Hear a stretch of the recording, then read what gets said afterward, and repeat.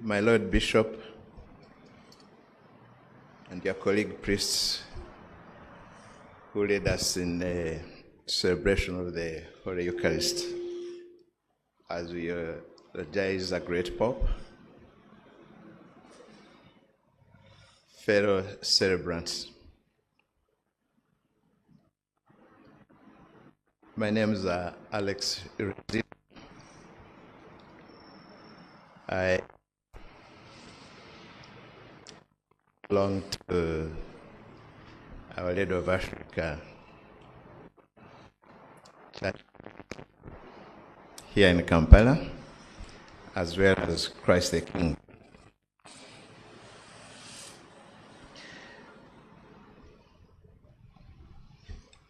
I really want to thank the organizers for giving all of us this opportunity to reflect on the life of the late Pope Francis. Not just that reflection, but to give us a moment to step back, pick lessons, and hopefully be better people moving forward. And that's a stamp of legacy. We've been asked to talk about his legacy. That's the greatest stamp of legacy. We've lived with him as a Pope 12 years. But have we ever stepped back to see what we pick from him, especially as lay people, so that we can serve humanity better? So today marks that special moment, and I really request each of us to step back. We've listened, not just to those who spoke before me. We've listened to the homily. In the homily, Bishop told us the Pope also had challenges. He had enemies. He had decisions to take. It was never easy for him. He gave an example of excommunication of a cardinal. It's not a simple decision, not at all, even with the authority of a pope. And so this opportunity is really, really appreciated, and we trust that we have the opportunity to learn some things and be better people.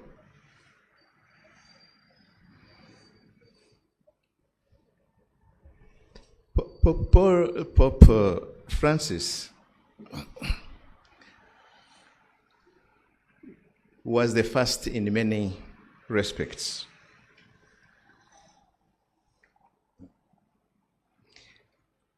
He was the first Pope from the Jesuit priests.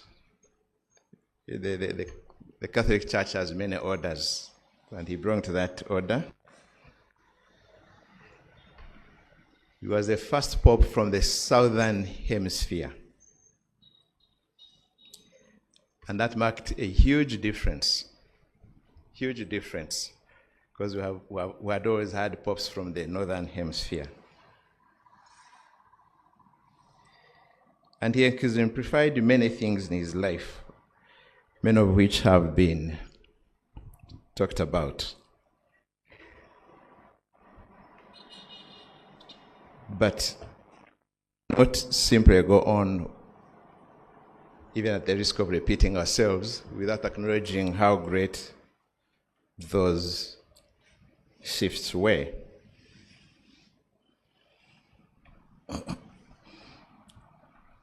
One of the things that has been emphasized is the changes he made. His papacy will be remembered for a shift from condemnation to compassion. That was a very strong point in his papacy. He emphasized prioritizing, giving empathy priority, and understanding why there to be a shift from rigid doctrine.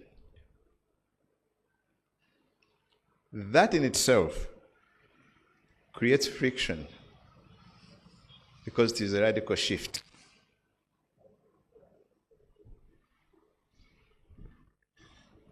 He encouraged open dialogue, conversations about topics that were previously discussion, not for open discussion.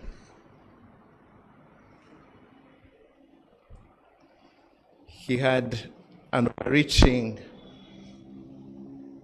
openness about inclusion. One of the speakers talked about his openness on subjects like LGBT,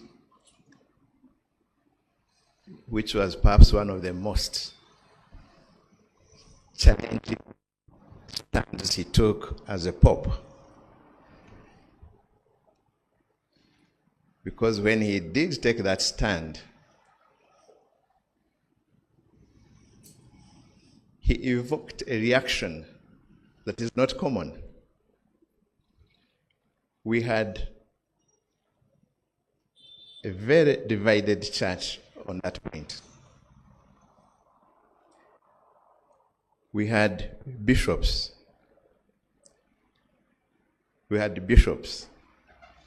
Right, not just speak, but write against the stand that had been taken. It's hard to illustrate what it means for a bishop to get a pen and sign a document opposing a stand taken by a pope. But that happened. That happened. Including our own here.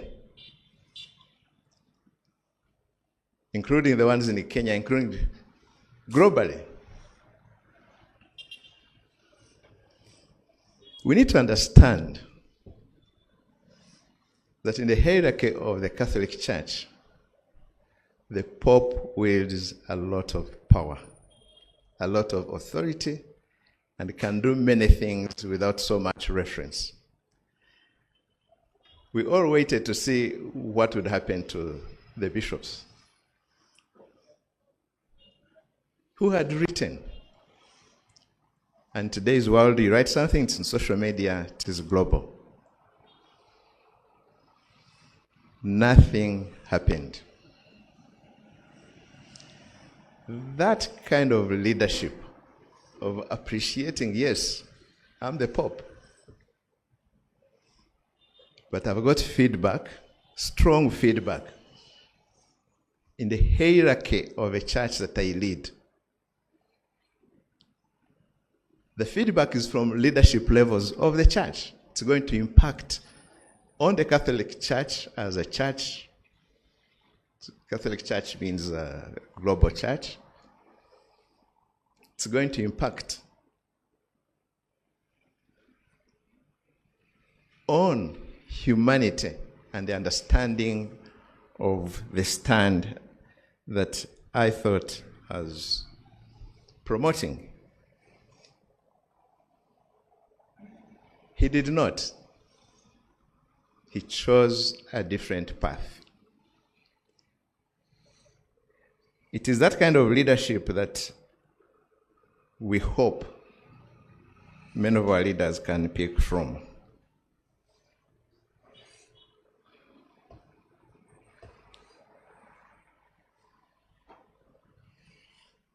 The aspect of humility which everyone emphasizes about him cannot be overstated. He did not only preach it, like has been said, but he lived it. And indeed, there are iconic moments that we need to remember in realizing the impact of the Pope that he was. And there are many. We just pick a few.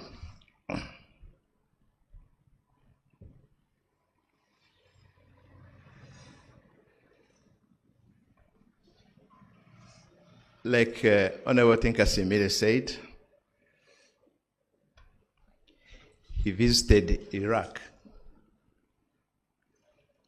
Against many odds, against a lot of opposition to that trip. And when he was in Iraq, he actually met the Grand Ayatollah Ali al-Satini. This was in March 2021. That meeting was characteristic of his interfaith approach to humanity, interfaith approach to a region. And Iraq had had a number of challenges. There are 1.5 million Catholics in Iraq in 2003.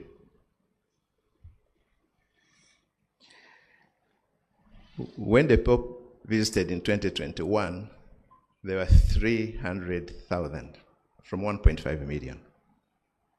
But he reached out. You remember when he met President Salva Kiir and his Vice President Riek Machar. The meeting was actually in the Vatican. Peace building. We all remember that iconic moment. So there they were, standing, waiting for him. He enters, walks straight to them. I suppose they expected him to extend a hand and greet them. He knelt down and kissed their feet, one by one. That's a very humbling gesture that makes you realize the depth of what has brought you, of what you are doing, in the face of a pope.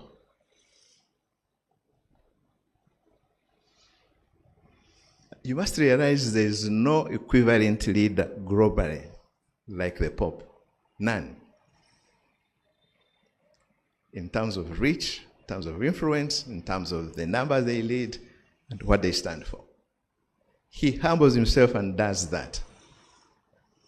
And here you are from a country called South Sudan, and you are very powerful as well. The president and vice president. Would you have done that in your position as a leader? Would you have done that for the sake of peace? Did they understand they have to scale down, to de-escalate, to be humble, put aside ego, and focus on what needs to be done for humanity? Did they take that message from that iconic gesture? On humility, he went to the US, I think the same year when he came here. Actually, the same month as well. And the US had prepared for his visit, including a vehicle for his usage, factoring in security and stature and so on. He declined to use that vehicle and chose a very, very simple vehicle that wasn't prepared for him, that wasn't bulletproof. It was a nightmare for them. But again, emphasized humility, irrespective of who he was. He did the same thing when he came here.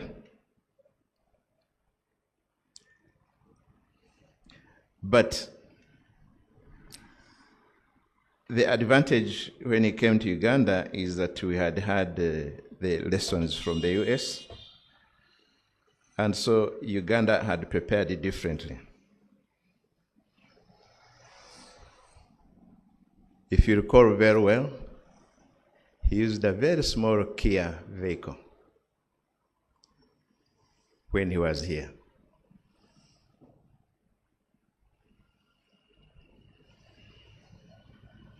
On the second day, he got up from, because he stayed at the Papal Nunciate here in Mbuya. He got up and went and led the 7 o'clock Mass. Not scheduled. You can imagine those who attended that Mass. You just go, you have no clue, and all of a sudden you have a Pope leading Mass. The impact, the reach out that it had. And one of the most iconic things he did in Uganda was visiting the Bakateyamba.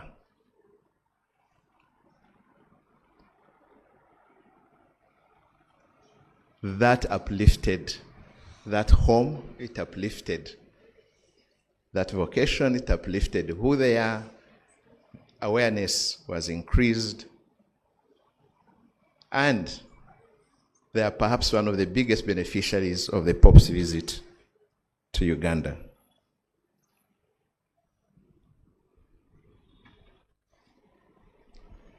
There are many iconic moments that we can keep recounting. But that was in life. So he passes on Easter Monday. And in summarizing those iconic moments, and I'm reminded by the speech given by Mr. Nicholas Echimu, that the Pope every evening would call Palestinians and give them hope. Now, after his death, on social media, one of the most iconic images I've seen is a creation that shows him arriving in heaven. So there is his image above the clouds, and in front of him, there are Palestinian children with their flag running to embrace him. So happy to see him in heaven. That creation summarizes so much of his life on earth and the things he stood for.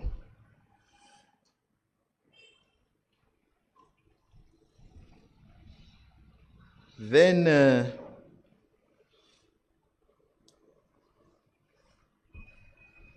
the other aspects that impact on life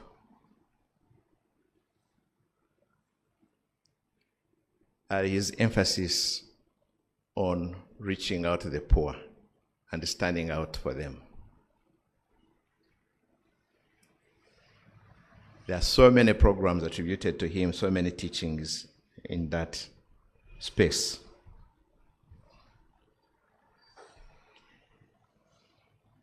The other thing he promoted is the synodal approach. The synodal approach emphasized reaching out to lay people, giving them the space they deserve in church. That community that, it's not a parish priest that is the biggest person in the parish. It is all of us parishioners. We need to work together. We need to have dialogue. We need to have communal discernment in our work.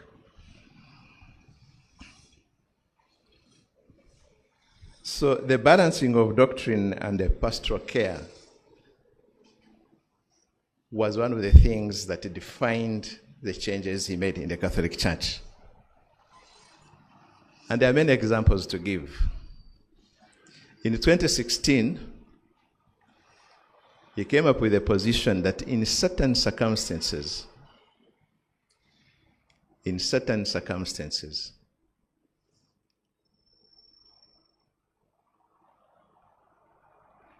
a divorced person, there are divorces that make it difficult for Catholics to have Holy Communion, especially when it comes to remarriage. He said, no, if that has happened and someone is remarried, in certain circumstances, that person can have Holy Communion. That's a very big doctrinal shift, and attracted a lot of opposition. So when you're doing shifts in the doctrinal terms, you need to be aware of the pushback that will come. It's never easy, but if you're a strong leader, come out and do it. The challenge is now offering leadership going forward to ensure that you succeed in providing that change without necessarily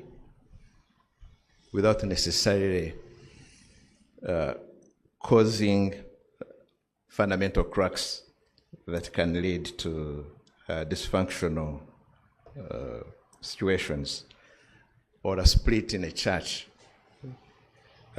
which is possible. We also need to realize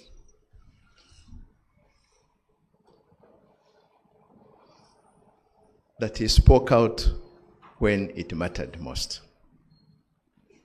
He spoke out when it mattered most. When he addressed the joint session of the American Congress, and he was the first pope to do that, he spoke truth to them on critical matters, and they appreciated. And after his speech, a few things were picked. A few things have guided the U.S. in the policy, never mind the changes that have followed since then. So, he provided leadership at a global stage. He exemplified the life we want to see of leaders. And I'm glad one of the ills that we have in our leadership, unfortunately, Honorable Tinkasimile has gone, because I wanted to bring this down to the levels of parliament as well. It's opulence. Opulence is such a challenge. Opulence is such a challenge.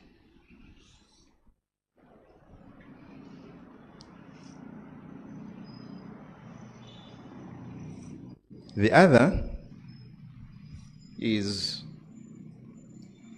understanding your place, your mission, and what is expected of you. Are you doing what you should be doing?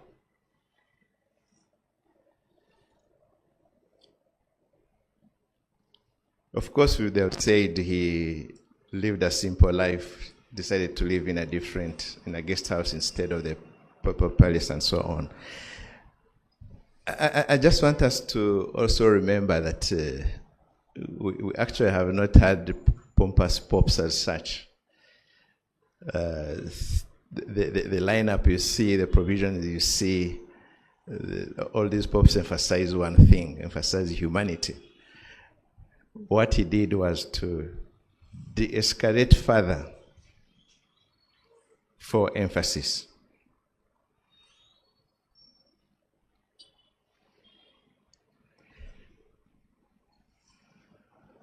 The leadership, when it calls on you, you must show up. He showed that during COVID. If you remember well, in COVID, he led a special prayer, special mass. There's a Latin name for it, which I don't know how to pronounce well. But I have priests here, if they can help me.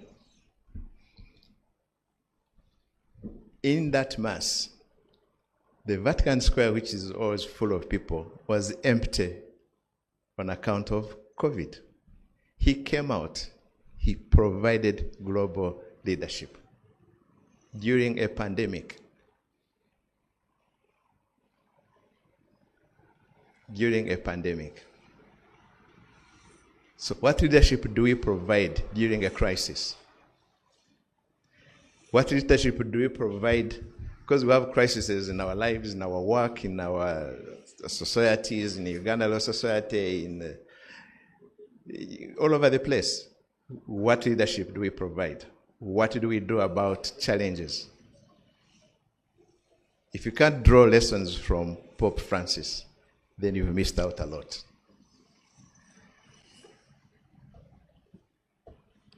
He exemplified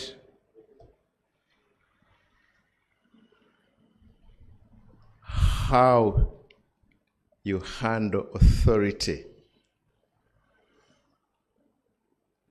and don't let it get into your head, as we commonly say, how you handle power. And you don't let it get into your head. Because that is one of the most significant challenges that leaders. As I conclude, read a eulogy of the International Bar Association. This is a global body for lawyers.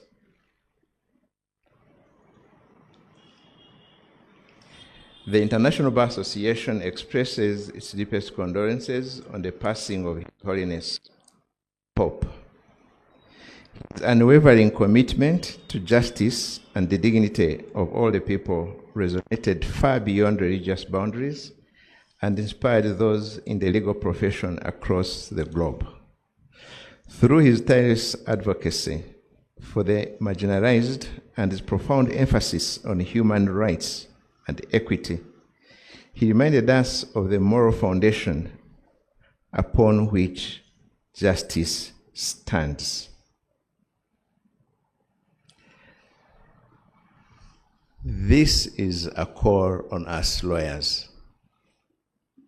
This is a call on us lawyers. Do we tire in advocacy for human rights? Do we tire in advocacy for democracy? Do we tire in our efforts for fairness? Do we tire in our cardinal duty to promote the rule of law? Do we ask ourselves those questions on a daily, not on occasions like this, but on a daily? How much do you give back to your community? How much do you give back to law society itself? How much do you stand out for in times when people need guidance, when they need help, when they are crying out for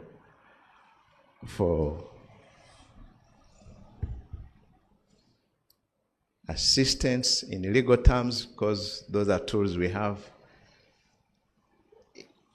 The helpless people that need your attention, what have you done?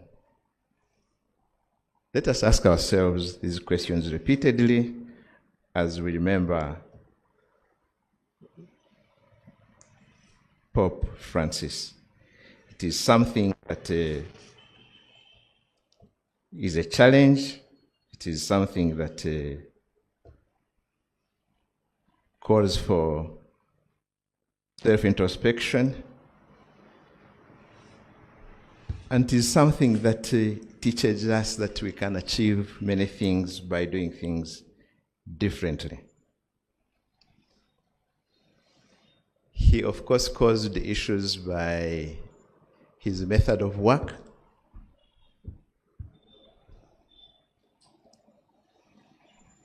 He chose times to speak off the cuff.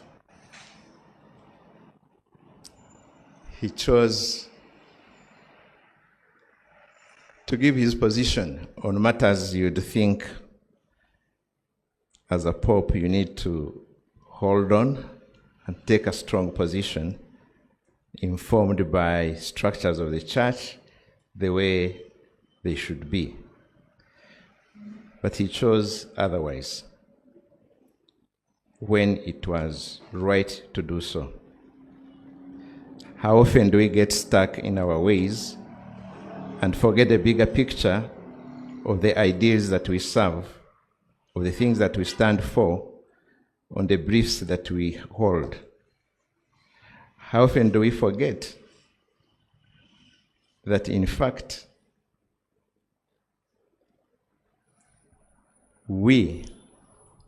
each of us is privileged in one way or the other, and we have a contribution to make in all that we do.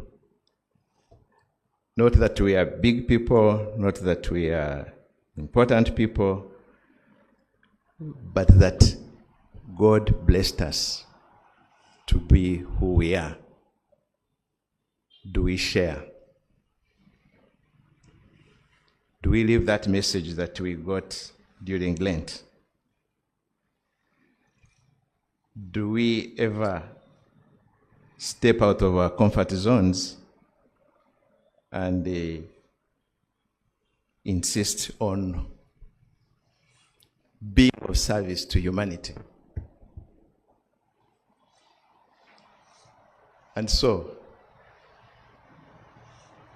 when you realize that certain things need attention, certain things probably need you for who you are, for the experience you have, for a contribution you think you can make, step forward.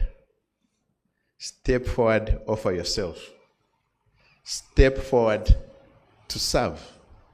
Step forward to add value to what we all would cherish. And through that, we shall be living the legacy of Pope Francis. A legacy that makes us proud, a legacy that is rich in what we can achieve, irrespective of who we are.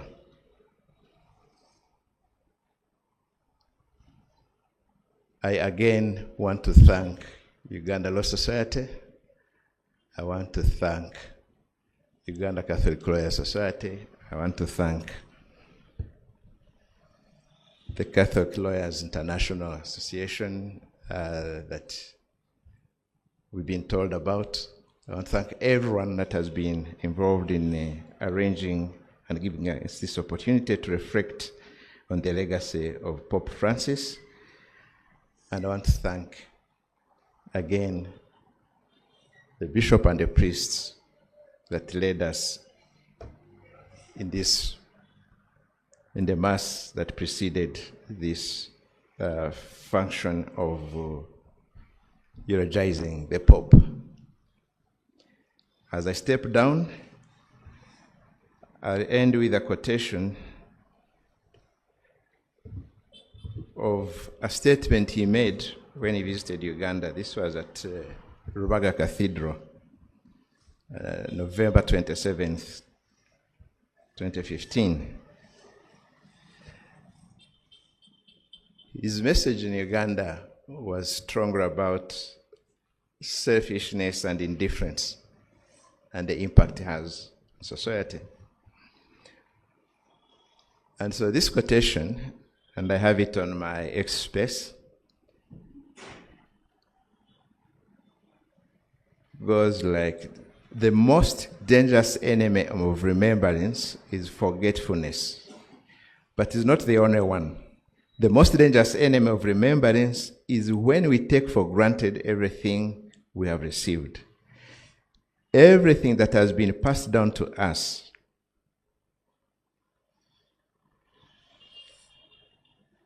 So, that enemy of remembrance is something we need to live by as a lesson from Pope Francis. May his soul rest in eternal peace. Thank you.